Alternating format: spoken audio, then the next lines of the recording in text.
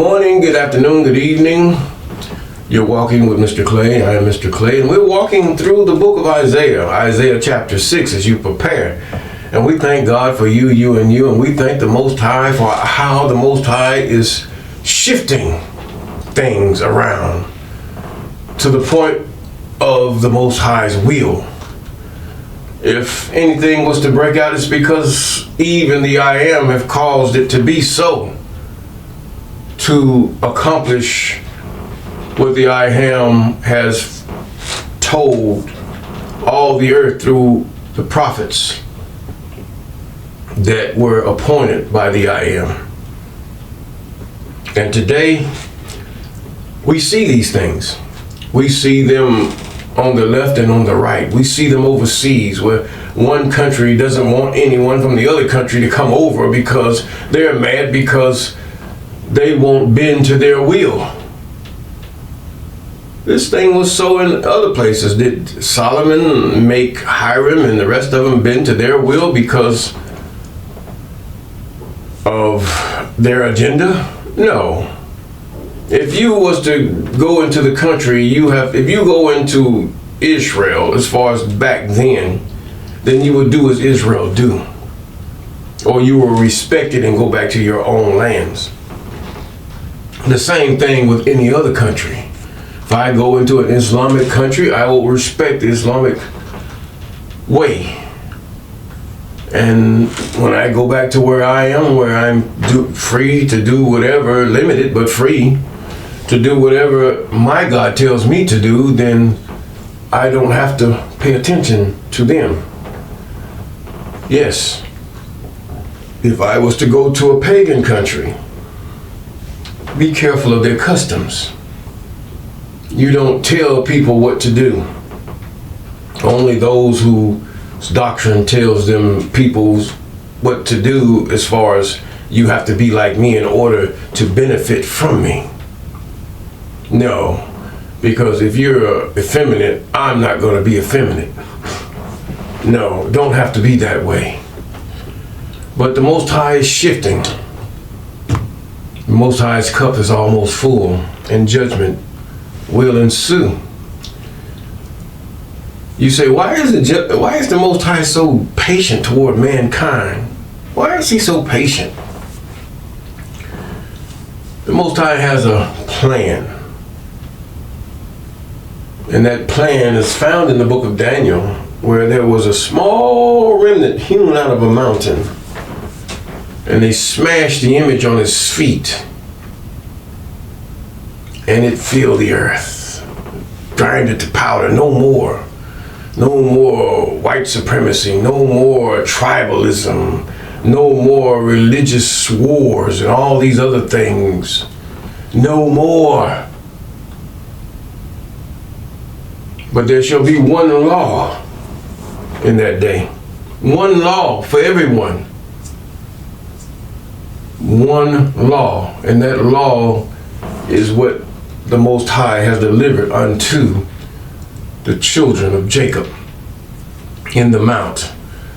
Yes, it is not the law of Moses. It's the law of the Creator. And that law is in you from a baby. And you have to choose whether to obey that law or to go by the laws in your members, or defy the law in the members. But seem as though many of us, we see the defiance of the law in our members. Not cool. In other words, we have our adulteries, our fornications, our whoremongering, our whoredoms, and all these things. They are the cool stuff, the thefts, the embezzlements, the extortions. They are the cool things, to get all the women to go your whole phase, woman, or whatever you want to do. They are cool. We laugh at that. We'll call that okay. You can't judge on that. That's good. But then when I begin to do that which is good, to be married instead of divorced, when I begin to raise my children in a moral and holy way, according to the law, statutes, and ordinances, and laws that are in my members, even that is written in the books, to discover that they are the same, then You are despised. You are goody two-shoes. You're no good. But nevertheless, we're in the book of Isaiah chapter 6. Yes, and we will recite the prayer of Abram. Deliver me from the hands of evil spirits who have swayed the thoughts of men's hearts, and let them not lead me astray from thee, my God. Establish thou me in my seat, that we go not astray henceforth and forever. Jubilees chapter 12 and verse 20 is where it may be found. Isaiah chapter 6, we find out that the Most High has accused the children of Judah and Israel. And upon accusing, the Most High has to judge whether they're guilty or not guilty. This is where the judgment comes up. But what is the measure that they are guilty and not guilty? Yes, they've done certain acts, but why is this wrong? Because either that wrong that you have done is either against your brother or against the I am. Yes, against the I am. In that you should not have any gods before the Most High, neither create anything up and below and around about, or any image that you might bow down and worship it. Even your ancestors. Even we have to say that no other gods before the Most High. This means those gods that you have created that have no specific image that you worship. Some of you even worship the Satans. These are the idols that have come in your dreams, and they come around you and they talk. These things are real. They're all real. Witchcraft, voodoo, hoodoo, juju, all of it is real. Some of it is fake because people want to make you fearful. You do not fear these things when you fear the Most High, because these things are subject unto you. Now, if you fear a different devil or a different God, that means that you don't fear God enough. You count God as weak. You count the I am as not powerful, not the creator. So therefore, do not fear a spirit or a witch doctor or one who causes things. Some of them use chemicals to do things that they do. Yes, they do. But nevertheless, these are the things that have drawn the children of Judah and the children of Israel. And not only that, the desires of the flesh that were out of order. What I mean by out of order, the desires of the flesh that are out of order is whoredom and whoremongering. In other words, having relations with each other with no promise of marriage, with no in-heart marriage, no promise. But those relations are to be at the point when marriage is in a ceremonial way, or after it is acknowledged by your village and your families. License, that's just government money, trying to make money and control. Control, it means that he's trying to find out because of laws, because some men have caused themselves to abandon their families financially, and then you have these women that have caused the men to err too, because they have laid with another and become pregnant and lie and say that it's the man's child when it is not. So there's a place for legal marriage, yes. Or should I say, the marriage that is acknowledged by your government. Now, in the year that King Uzziah died, I saw the I Am sitting upon a throne high and lifted up, and the I Am's train filled the temple. I'm reading from the Shepherd's Bible. Yes, the train. In other words, you see a bride in the train, it's saying whatever glory there was, it filled the temple. Just like Moses saw the train of the Most High as the Most High passed Moses, and he could see the glory of the realm of the Most High in its clearness and clarity. Yes, it filled the temple. Above it stood the seraphims. Now these are the seraphims. Each had 6 wings. With twain or 2 wings, the seraphim covered the seraphim's face, because the seraphim is neither male nor female. The seraphim is a spirit, as the Creator is. And with 2 wings, the seraphim covered the seraphim's feet. Still, the seraphim is a spirit and not a man. And with twain did the seraphim fly. How did he fly? Did he flap like most birds when they're getting off the ground? We do not know. Or just spread his wings and start floating in the air. But these things God saw as beauty. And one cried unto another and said, Holy, holy, holy is the I Am of hosts. The whole earth is full of his glory. In other words, judgment is about to ensue. This is before the man that he might see. Judgment is coming. All the entities are, their mind is set. The situations are prepared. And this is about to happen. Now you must warn them. In verse 4, it says, And the post of the door moved at the voice of him that cried, and the house was filled with smoke. Smoke, steam, whatever you want to call it. He saw it. And when the voice of the seraphim, that's him that cried, because he said, and one cried unto another. And the voice of the seraphim that cried, it says, move the door. A door, it was just trembling. This is the Most High trying to tell Isaiah, this is a great moment. This is a heavy moment that's about to happen. And when Isaiah saw all these things, what he said, I said, woe is me, for I am undone, because I am a man of unclean lips.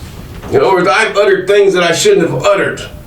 And I dwell in the midst of a people of unclean lips, for mine eyes have seen the King, the one who rules all things, not no Saul, David, or Solomon. God has reclaimed the kingdom back in these last days when the Most High shall rule. The kingdoms of the earth are become the kingdoms of our God, for there is no one beside the Most High. Yes.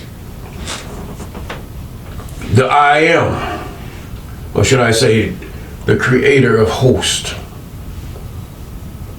And then flew one of the seraphims in verse 6 unto me, having a live coal in his hands. This is representative of forgiveness, which he had taken, or the seraphim had taken with tongues from off the altar. Now there's an altar in the realm of the Most High, or the heavens, the sky. We say sky, wind, or whatever because we don't know what it is. We don't know what it looks like, so we give it a name, a label, or something. But he was in a realm that wasn't where he physically was. And the image that he saw was that I forgive you. I forgive you, Isaiah.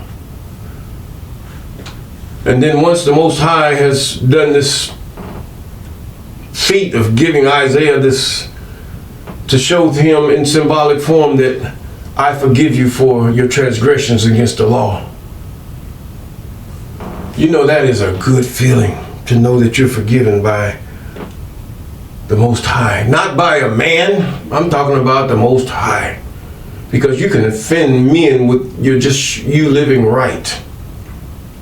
But the forgiveness of the Most High, of that you doubted and that you've taken the Most High's glory for your own self.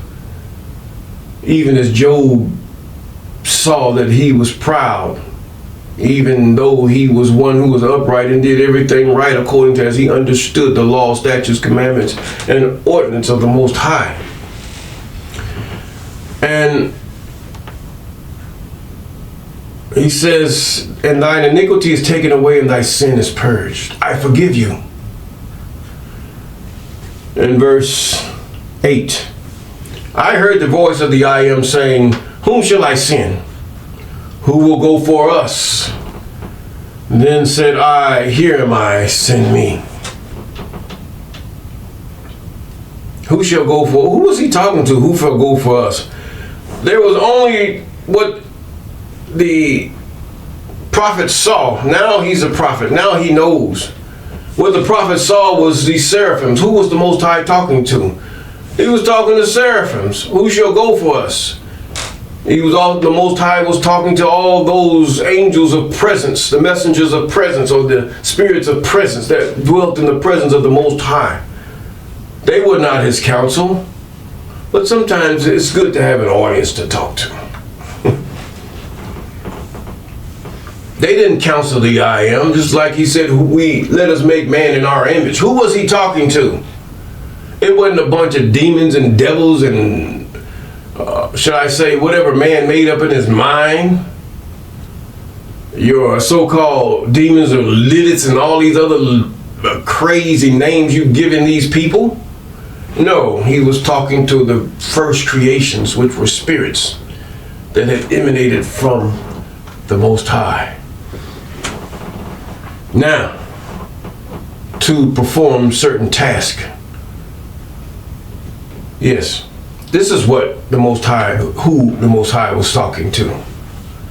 Look at that word. Whom shall I send? Who will go for us? And then go back to Genesis. Us. The same us was there as it is now in Isaiah's day. For eternity has no time. And then I said, here am I, send me. In other words, I feel like I'm clean. I feel like I can do the things that you said I can do. I don't count my life as anything, but I will do these things. Here am I, send me. But Isaiah was already talking to the people of the Most High. He was already writing down what came to his heart during that time. But now it's on a bigger scale. Make the heart of these people fat. Who was he talking to? And make their ears heavy and shut their eyes, lest they see with their eyes and hear with their ears and understand with their heart and convert and be healed. In other words, turn back to the law, statutes, commandments, and ordinances that was once given to their ancestors, whom said in the book of Exodus, all that the I Am said, that will we do. Yes, that will we do. In other words, just as the Most High has allowed the hearts of the Pharaoh of Egypt to be hardened before the Exodus, the same thing here. Harden their hearts is really what he's saying. And today your heart is hardened. Your ears are heavy and your eyes are shut. And the only thing you see is your Isas, your Muhammads, and your Buddhas, and all your other paganistic gods that you have. And the biggest thing is to ascribe them to as being the sons and daughters of the Supreme Being, even the Most High. The Most High allowed this to be. Oh, he's evil, he's evil. Yeah, he brought evil to you because you're evil. You've been tempted and you've tried from a baby. You've wanted the things of the world. You wanted to sin for iniquity. I was born in it. It will surround me. I was not iniquity, no. But I was born in iniquity. The world full of it as you're being born into a bucket of feces.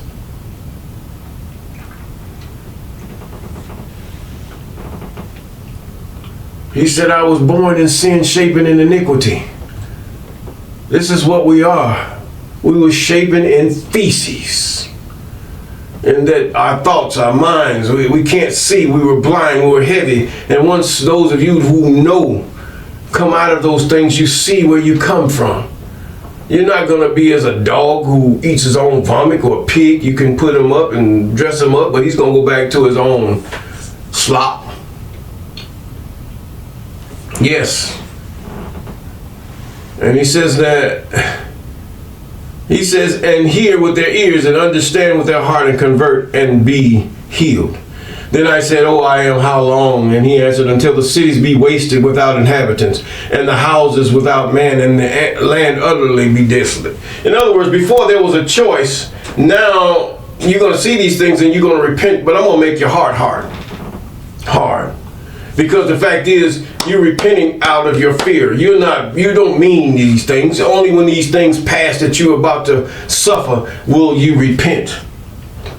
And then you will go back to the same things over again. But I'm going to put you in it. You're going to suffer from it. And then maybe you come out right. And the I am have removed men far away, and there be a great forsaking in the midst of the land. Yes. But yet in it shall be a tenth, and it shall return. There shall be a tenth of the people that were taken, he's saying, and it shall return and shall be eaten. As a teal tree, as an oak whose substance is in them, and when they cast their leaves, so the holy seed shall be the substance thereof. In other words, they're going to be eaten up by this enemy also, until they get every bit of them. Even those that remain. Look at Nehemiah and Ezra. You can find out how they were eaten up by false doctrines and still hypocrisy that were already in the land. And some of them were not even Israelites. And if we keep those things that are right before the Most High, yes, and we do those things and pray that our eyes be open from what we are blind from, to not be satisfied with just the status quo of religions and paganisms and crazy, should I say, things that are not right, space invaders and all the things that are here. Yes, my friend, my sister, my brother, we will have peace.